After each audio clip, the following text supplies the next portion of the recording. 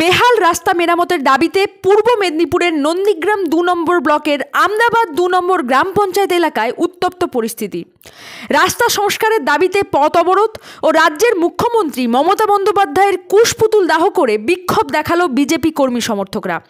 বিজেপির অভিযোগ, বিরুলিয়া বাজার থেকে তেখালি বাজার পর্যন্ত প্রায় ১৭ কিলোমিটার রাস্তা দীর্ঘদিন ধরেই বেহাল। বহুবার প্রশাসনের বিভিন্ন দপ্তরে জানানো সত্ত্বেও কোনো পদক্ষেপ নেওয়া হয়নি। শেষ পর্যন্ত পথের দাবিতে পথ অবরোধ এই কর্মসূচিতে নামেন আন্দোলনকারীরা।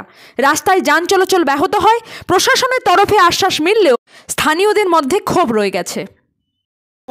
আমাদের প্রধানমন্ত্রী, ভারতবর্ষের প্রধানমন্ত্রী গ্রামীণ সড়ক যোজনা চালু করেছিলেন। আজকের আপনি গ্রামীণ সড়কগুলোর দিকে লক্ষ্য করে দেখুন, কোনো সড়কে ব্যবহার উপযোগী অবস্থায় নেই। টোটাল গ্রামীণ অর্থনীতিকে কি করে ভেঙে দেওয়া যায় তার প্রয়াস তৃণমূল কংগ্রেস ক্ষমতায় এসে কন্টিনিউ দেখিয়ে চলিয়েছে। গ্রামীণ অর্থনীতি উন্নয়ন না হওয়ার জন্য আজকের গ্রাম বাংলার হাজার হাজার ছেলে মেয়ে সব বাইরের রাজ্যে পরিযায়ী শ্রমিক হিসাবে যাচ্ছে। আমাদের সড়ক আমাদের অধিকার প্রধানমন্ত্রী দিয়েছিলেন।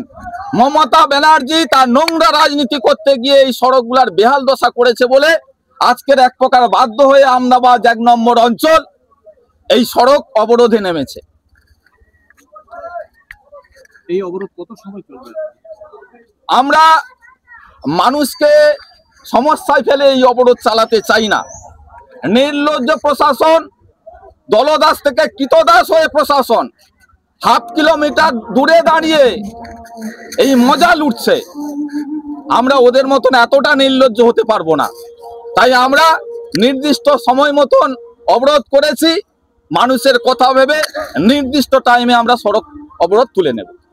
কোন রাস্তা?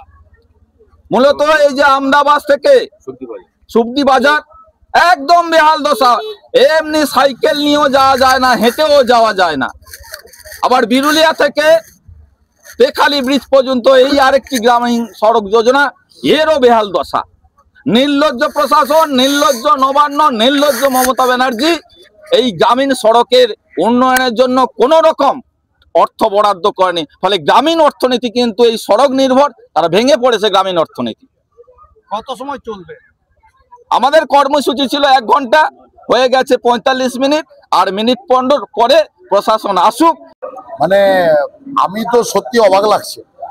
নন্দীগ্রাম ২ নম্বর পঞ্চায়েত সমিতি হচ্ছে বিজেপি, নন্দীগ্রামের জেলা পরিষদের মেম্বার হচ্ছে বিজেপি, নন্দীগ্রাম ২ নম্বর ব্লক। নন্দীগ্রাম ২ নম্বর ব্লকের বেশিরভাগ গ্রাম পঞ্চায়েত বিজেপি, এলাকার বিধায়ক বিজেপি, এলাকার সাংসদ বিজেপি। সাংসদের বাৎসরিক টাকা ৫ কোটি টাকা, সে টাকা কোথায় যাবে? আজকে বিজেপি রাস্তা অবরোধ করছে।